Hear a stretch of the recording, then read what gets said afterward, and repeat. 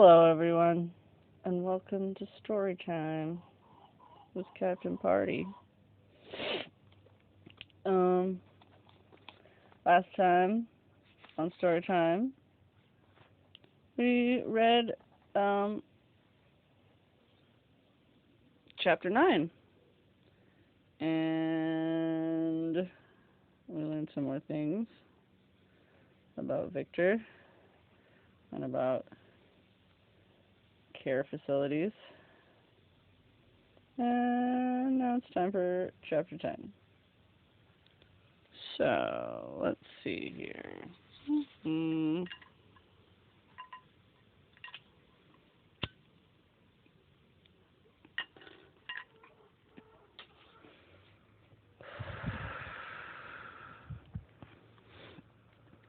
Where I live now, in my mom's old house, I sort through my mom's papers, her college report cards, her deeds, statements, accounts, court transcripts, her diary, still locked, her entire life. The next week, I'm Mr. Benning, who defended her on a little charge of kidnapping after the school bus incident. The week after that, I'm Public Defender Thomas Welton, who plea bargained her sentence down to 6 months after she was charged with assaulting the animals in the zoo.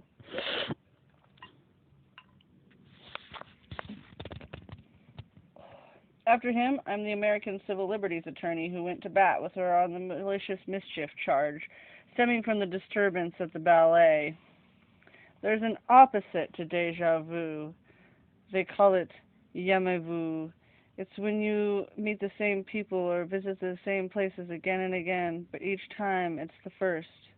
Everybody's always a stranger. Nothing is ever familiar.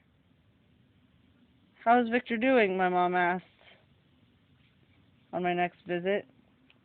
Whoever I am, whatever public defender du jour. Victor who, I want to ask.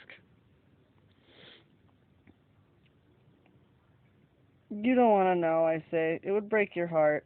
And I ask her, "What was Victor like as a little boy? What did he want from the world?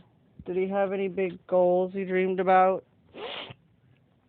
And at this point, how my life starts to feel is like I'm acting in a soap opera, being watched by people on a soap opera, being watched by people on a soap opera, being watched by real people somewhere.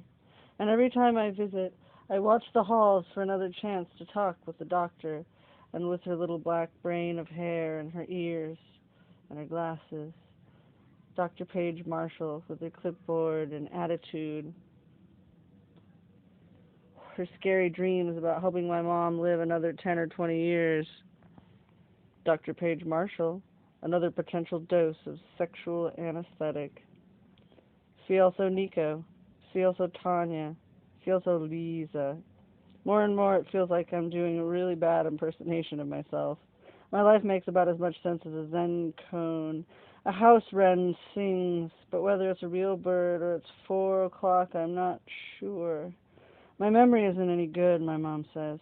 She's rubbing her temples with her thumb and index finger of the one hand.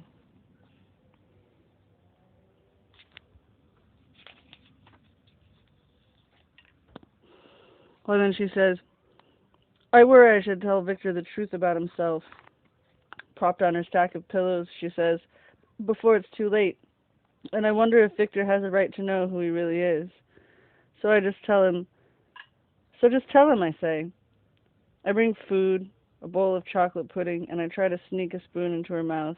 I can go call, I say, and Victor can be down here in a couple of minutes. The pudding is lighter brown and smelly under the cold, dark brown skin. "Oh, but I can't," she says. "The guilt is just so bad. I can't even face him, and I don't even know how he'll react." She says, "Maybe it's better if Victor never finds out." "So tell me," I say. "Get off your chest." I say, "And I promise I will not tell Victor, not unless you say it's okay." And she squints at me, her old skin all cinching tight around her eyes, with chocolate pudding smeared in the wrinkles around her mouth, and she says, "How do I know I can trust you? I'm not even sure who you are." I smile and I say, "Of course you can trust me. and I stick the spoon in her mouth. The black pudding just sits on her tongue. It's better than a stomach tube. Well, okay, it's cheaper. I take the remote control out of her reach and I tell her, swallow. I tell her, you have to listen to me. You have to trust me. I say, I'm him. I'm Victor's father.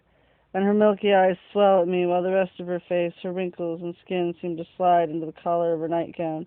With her terrible yellow hand, she makes the sign of the cross and her mouth hangs open to her chest.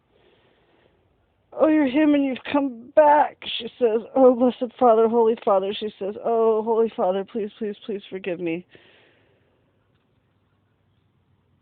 Well, that is the end of chapter 10. Wonder what Victor's mom is all worked up about. Maybe we'll find out. Maybe we'll never find out. A lot of times, you just never even get to find out. Well, until next time, party kids. Party down and keep it down.